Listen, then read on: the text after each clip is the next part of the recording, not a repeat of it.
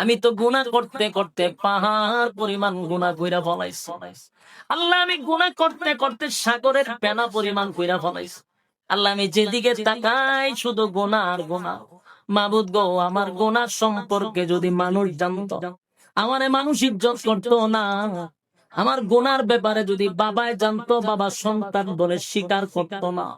আমার গুনাহটা যদি মা জানতো, মাও সন্তান বলে ডাক দিত না। আমার গুনাহ যদি আমার সন্তানরা জানতো, আব্বা বইলা কোনোদিন আমাদেরকে ডাকতো না। আমার গুনাহ যদি গ্রামের মানুষ জানতো, নেতা বলে ডাক দিত না। এই গুনাহ একমাত্র মালিক জানে। সেই মালিকের সাথে যদি গভীর রজনীতে নজুলে রহমতের সময়, যেই সময় মানুষ স্ত্রী পুত্র লইয়া ঘুমায়া যায়, পশু পাখিরাও ঘুমায়া যায়, নিঝুম রাত্রিতে যদি আসামির বেশে আপনি যদি আল্লাহর কান গড়ায় দাঁড়াইয়া দুইটা হাত তুলিয়া যদি চোখের পানি চাইয়া গুনার উপরে লজ্জিত হয়ে যায়, আর যদি বলেন মালিক,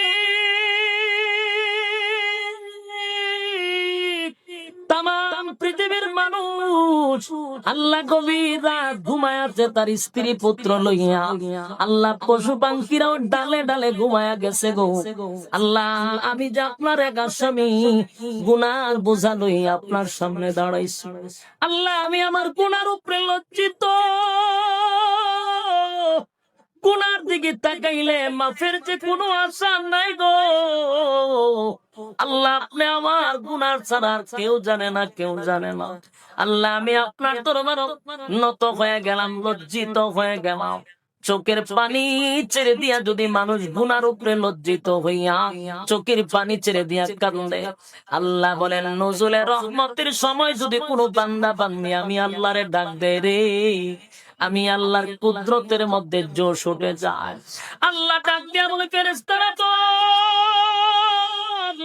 আমার বান্দা আমারে কেন ডাকে, কেন কান্দে, কেন কান্দে? ফেরেশতারা বলে, মালিক এই বান্দা জাহান্নামের ভয়ে কান্দে।